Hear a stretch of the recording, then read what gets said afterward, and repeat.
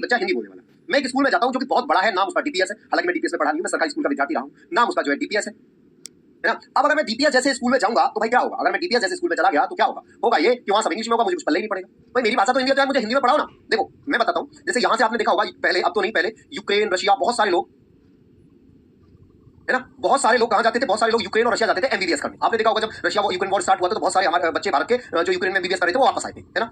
अब एक बात बताओ, मैं आपको बताता हूं वहां कैसे, वहां क्या इंग्लिश में पढ़ाते हैं एमबीबीएस? नहीं, वहां 4 साल का जैसे एमबीबीएस है तो पहले साल आपको वहां की भाषा सिखाएंगे। रशिया ने तो रशिया, यूक्रेन ने तो अपनी भाषा, जो भी वहां की लोकल लैंग्वेज है वो उसे सिखाएंगे 1 साल। जब 1 साल वो भाषा सिखाएंगे उसके बाद वो फिर अगले 3 साल एमबीबीएस करेंगे। आई बात समझ में? यानी वो अपनी भाषा में एमबीबीएस सिखाएंगे आपको, इंग्लिश में एमबीबीएस नहीं सिखाएंगे। तो ये मुझे बड़ी बेकार बात लगती है। जैसे देखो सुप्रीम कोर्ट है, सुप्रीम कोर्ट की भाषा क्या है? इंग्लिश है। यानी आपके ऊपर अगर कोई केस होता है, आप सुप्रीम कोर्ट जाते हो, सुप्रीम कोर्ट की भाषा इंग्लिश है, वहां आपको जज भी इंग्लिश में बोलेगा, वकील भी आपका जो है इंग्लिश में बोलेगा। अब मुझे इंग्लिश आती नहीं है, या मैं मुझे तमिल हूं, मुझे तमिल नहीं आती है, मतलब मुझे केवल अपनी लैंग्वेज आती है, इंग्लिश नहीं आती है। अब वकील है, मेरा वकील है, जिसने कुछ बोला, मुझे नहीं पता उसने क्या बोला। अपोजिशन का वकील है, उसने कुछ बोला, मुझे नहीं पता क्या बोला। फिर जज ने कुछ बोला, मुझे नहीं पता क्या बोला, और मेरे खिलाफ फैसला आ गया। मुझे ये नहीं पता कि मेरे वकील ने क्या कहा, मुझे नहीं पता सामने वाले वकील ने क्या कहा, मुझे नहीं पता जज ने क्या कहा, मुझे पता चला मुझे 7 साल जेल जाना है। ये बड़ा गजब है यार, ये चेंज होना चाहिए, ये चेंज होना चाहिए, ठीक है। तो ये